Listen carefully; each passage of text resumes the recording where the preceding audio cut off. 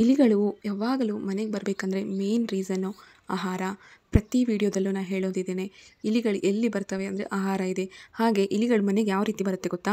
ಇಲಿಗಳ ಮೂಗೇನಿದೆ ಅದಕ್ಕೆ ಸ್ಮೆಲ್ ಚೆನ್ನಾಗಿ ಗೊತ್ತಾಗುತ್ತೆ, ಐಡೆಂಟಿಫೈ ಮಾಡುತ್ತೆ ಈ ಮನೆಯಲ್ಲಿ ಆಹಾರ ಜಾಸ್ತಿ ಇದೆ, ಹಾಗಾಗಿ ಇಲಿಗಳು ಬರ್ತವೆ. ಅದನ್ನು ಸಾಯಿಸಲಾರ್ದೇ ನಾವು ಮನೆ ಬಿಟ್ಟು ಯಾವ ರೀತಿ ಇಲಿಗಳನ್ನು ಓಡಿಸ್ಬೋದು ಅಂತ ಈ ವಿಡಿಯೋದಲ್ಲಿ ತೋರಿಸ್ಕೊಡ್ತಾ ಇದ್ದೀನಿ.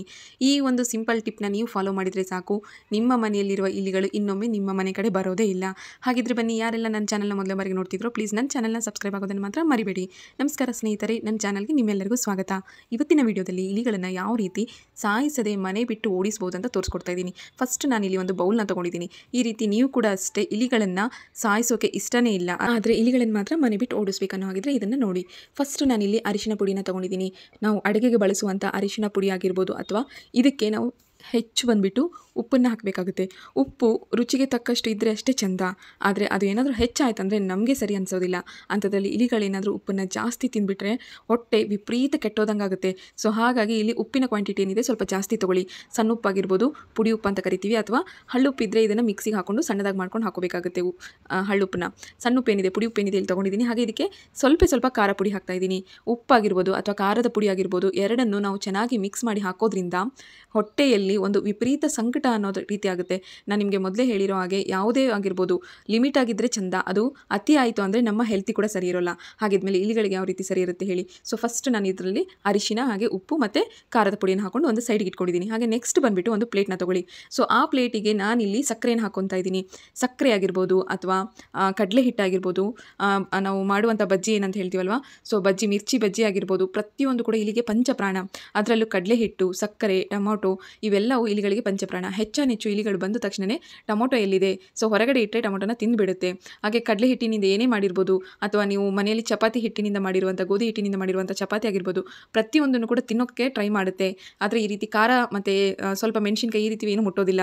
ಬಜ್ಜಿ ಆಗಿರ್ಬೋದು, ಕಡಲೆ ಹಿಟ್ಟಿನಿಂದ ಮಾಡಿರುವಂಥ ಐಟಮ್ಸ್ ಆಗಿರ್ಬೋದು, ಪ್ರತಿಯೊಂದನ್ನು ಮುಟ್ಟಿ ತಿಂದುಬಿಟ್ಟು ಅದನ್ನು ನಾವು ಯೂಸ್ ಮಾಡಿದರೆ ಆರೋಗ್ಯ ಅಂತೂ ಕೆಡುತ್ತೆ.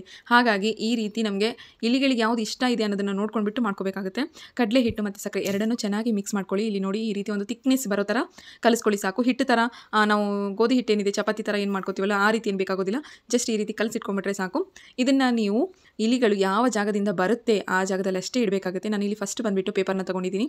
ಈ ಪೇಪರ್ ಬಂದುಬಿಟ್ಟು ನಾವು ಚಪಾತಿ ಯೂಸ್ ಮಾಡ್ಬೇಕಾದ್ರೆ ಮಾಡಿ ಇಟ್ಟಿರ್ತೀವಲ್ವ, ಸೊ ಅದು ಎಣ್ಣೆ ಆಗಿರುತ್ತಲ್ವ, ಆ ಥರ ಇರುವಂಥ ಪೇಪರ್ನ ತೊಗೊಂಡಿದ್ದೀನಿ. ನೀವು ಬೇಕಾದ್ರೆ ಯಾವುದಾದ್ರೂ ಪೇಪರ್ ತೊಗೋಬೋದು, ಪೇಪರೇ ಬೇಕಂತ ಇಲ್ಲ, ನೀವು ಬಟ್ಟೆ ಕೂಡ ತೊಗೋಬೋದು.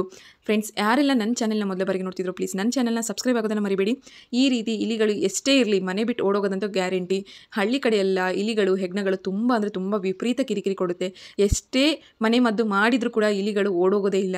ಪ್ರತಿಯೊಂದು ಸತಿನೂ ನಾನು ನಿಮಗೆ ವಿಡಿಯೋದಲ್ಲಿ ತೋರಿಸ್ಬೇಕಾದ್ರೆ ಹಳ್ಳಿಗಳ ಬಗ್ಗೆನೇ ಹೇಳೋದು. ಯಾಕಂತಂದರೆ ನಮ್ಮ ಸಿಟಿಯಲ್ಲಿ ಹೆಚ್ಚು ಇಲಿಗಳು ಕಮ್ಮಿನೇ, ಆದರೆ ಹಳ್ಳಿಗಳಲ್ಲೆಲ್ಲ ಹೆಗ್ಣಗಳು, ಇಲಿಗಳು ಹೆಚ್ಚಿರುತ್ತವೆ. ಅದರಲ್ಲೂ ಕೃಷಿಕರು ಇರುವಂಥ ಮನೆಯಲ್ಲಂತೂ ತುಂಬ ಅಂದರೆ ತುಂಬಾ ಇರುತ್ತೆ. ಸೊ ಹಾಗಾಗಿ ಒಂದಿಷ್ಟು ಸಿಂಪಲ್ ಟಿಪ್ನ ನೀವು ಫಾಲೋ ಮಾಡೋದ್ರಿಂದ ನಿಮ್ಮ ಮನೆಯಲ್ಲಿರುವ ಇಲಿಗಳನ್ನು ನೀವು ಸಾಯಿಸದೆ ಓಡಿಸಲು ಸುಲಭವಾಗುತ್ತೆ. ನಾನಿಲ್ಲಿ ಅವಾಗೆ ಮಾಡಿಟ್ಕೊಂಡಿರುವಂತಹ ಒಂದಿಷ್ಟು ಥಿಕ್ನೆಸ್ ಆಗಿ ಬಂದಿದೆ ಅಲ್ವಾ ಕಡಲೆ ಹಿಟ್ಟಿಂದು, ಅದನ್ನು ನಾನು ಒಂದು ಪೇಪರ್ಗೆ ಅಂಟಿಸ್ತಾ ಇದ್ದೀನಿ. ನೀವು ಬೇಕಾದ್ರೆ ಪೇಪರ್ಗಾದ್ರೂ ಹಚ್ಕೋಬೋದು, ಅಥವಾ ನಿಮ್ಮ ಮನೆಯಲ್ಲಿ ಯಾವುದಾದ್ರೂ ಬಟ್ಟೆಗಳಿದ್ದರೆ ಅದನ್ನು ಸಣ್ಣದಾಗಿ ಒಂದು 4 ರಿಂದ 5 ಭಾಗ ಮಾಡಿಕೊಂಡು ಅದಕ್ಕೂ ಕೂಡ ಹಚ್ಚಿ ಇಟ್ಕೋಬೋದು. ಇದೇನಿದೆ ಒಂದು 5 ರಿಂದ 6 ದಿನಗಳ ಕಾಲ ಇಟ್ಕೋಬೋದು, ಏನಾಗೋದಿಲ್ಲ. ನಿಮಗೆ 2 ಸಾಕಪ್ಪ, ಇನ್ನು ಉಳಿದಿದ್ದನ್ನು ನಾನು ಫ್ರಿಜ್ನಲ್ಲಿ ಇಡ್ತೀನಿ ಅಂದರೆ ಇಟ್ಕೊಳ್ಳಿ, ಬೇಡ ಅನ್ನೋದಿಲ್ಲ. ಬಟ್ ಒಂದು ಕಂಟೈನರಲ್ಲಿ ಹಾಕಿ ಇಡಿ, ಅಥವಾ ಫ್ರೆಶ್ ಆಗಿ ಮಾಡ್ಕೊಂಡು ಇಟ್ಕೊಂಡು ಕೂಡ 3 ದಿನಗಳ ಕಾಲ ನೀವು ಒಂದು ಜಾಗದಲ್ಲಿ ಇಟ್ಟರೆ ಇಲಿಗಳು ಬಂದು ತಿಂದು ಹೋಗುತ್ತೆ. ಇದು ಮಾತ್ರ 100% ರಿಸಲ್ಟ್ ಕೊಡುತ್ತೆ. ನೀವು ಒಂದ್ಸತಿ ಟ್ರೈ ಮಾಡಿ ನೋಡಿ. ನಾನು ಮೊದಲಿಗೆ ಮಾಡಿಟ್ಕೊಂಡಿರುವಂಥ ಖಾರ ಮತ್ತು ಉಪ್ಪು ಹಾಗೆ ಹಳದಿ, ಇವು ಮೂರನ್ನು ನಾವೇನು ಪೌಡ್ರ್ ಮಾಡಿಟ್ಕೊಂಡಿದ್ವಲ್ಲ, ಸೊ ಅದನ್ನು ಇದ್ರ ಮೇಲ್ಗಡೆ ಚಿಮಿಡಿಸ್ಬಿಡಿ. ನೋಡೋಕೆ ಚೆನ್ನಾಗಿ ಅನಿಸ್ತಾ ಇದೆ ಅಂತೇಳಿ ನೀವೆಲ್ಲ ತಿಂದುಬಿಟ್ಟಿದ್ದೀರಾ. ಸೊ ಇದು ಬಂದುಬಿಟ್ಟು ಇಲಿಗಳಿಗೋಸ್ಕರನೇ. ಇದನ್ನು ಹೆಚ್ಚು ಉಪ್ಪಿರೋದ್ರಿಂದ ಹೊಟ್ಟೆ ಕೆಟ್ಟುಬಿಟ್ಟು, ಅದರೊಳಗೆ ಮತ್ತು ಖಾರ ಹಾಕಿರೋದ್ರಿಂದ ಹೊಟ್ಟೆ ತುಂಬಾ ಕೆಟ್ಟುಬಿಟ್ಟು ಮನೆ ಬಿಟ್ಟು ಓಡೋಗ್ತವೆ. ಹಾಗೆ ಇಲಿಗಳು ಒಂದಿಷ್ಟು ಜಾಗದಿಂದ ಬರುತ್ತೆ ಅನ್ನೋದು ನಿಮ್ಗೆ ಗೊತ್ತಿರುತ್ತೆ, ಹೌದಾ? ಮಸ್ಟ್ ಎಲ್ಲಿಂದ ಬರುತ್ತೆ ಅಂದರೆ ಗ್ಯಾಸ್ ಕಟ್ಟೆ ಕೆಳಗಡೆ ಹೆಚ್ಚು ಇಲಿಗಳು ಮರಿಗಳನ್ನು ಹಾಕಿರುತ್ತವೆ ಅನ್ನೋ ಹಾಗಿದ್ರೆ ಆ ಜಾಗದಲ್ಲಿ ಈ ರೀತಿ ಅರಿಶಿನ ಚಿಂಪಡಿಸ್ಬಿಡಿ. ಅರಿಶಿನ ತಿನ್ನೋದ್ರಿಂದ ಅಷ್ಟೇ ಹೊಟ್ಟೆ ವಿಪರೀತ ನೋವಾಗುತ್ತೆ. ಆಗ ಸಣ್ಣ ಇಲಿಗಳೇನಾದರೂ ಇದ್ದರೆ ಅವು ಕೂಡ ಓಡೋಗ್ಬಿಡ್ತವೆ. ಹೀಗೆ ಹುಟ್ಟಿರುವಂಥ ಇಲಿಗಳಾಗಿರ್ಬೋದು, ಅಥವಾ ತುಂಬ ಸಣ್ಣ ಮರಿಗಳು ಹಾಕಿಟ್ಬಿಟ್ಟಿರ್ತವೆ. ಆ ಸ್ಮೆಲ್ ಕೂಡ ತಡ್ಕೊಳಕ್ಕಾಗೋದಿಲ್ಲ. ವಯಸ್ಸಾದವರು ಮತ್ತು ಮನೆಯಲ್ಲಿ ಸಣ್ಣ ಮಕ್ಕಳಿದ್ರೆ ಸ್ಮೆಲ್ ಕೂಡ ಅಲರ್ಜಿ ಆಗ್ತಿರುತ್ತೆ, ಒಬ್ಬೊಬ್ಬರಿಗೆ ಇನ್ಫೆಕ್ಷನ್ ಆಗುತ್ತೆ. ಸೊ ಹಾಗಾಗಿ ಈ ರೀತಿ ಒಂದ್ಸತಿ ನೀವು ಮಾಡಿ ನೋಡಿ. ಈ ಟಿಪ್ ನಿಮಗೆ ಇಷ್ಟ ಆದರೆ ನನ್ನ ಚಾನಲ್ನ ಸಬ್ಸ್ಕ್ರೈಬ್ ಆಗೋದನ್ನು ಮಾತ್ರ ಮರಿಬೇಡಿ. ಹಾಗೆ ಕಿಟಕಿಯಿಂದ ಮತ್ತು ರ್ಯಾಕ್ನಲ್ಲಿ ಇಲಿಗಳು ಎಲ್ಲೆಲ್ಲಿ ನಿಮಗೆ ಕಾಣುತ್ತೆ ಅನ್ನೋದು ಆ ಜಾಗದಾಗೆಲ್ಲ ಇಟ್ಕೊಂಡ್ಬಿಡಿ.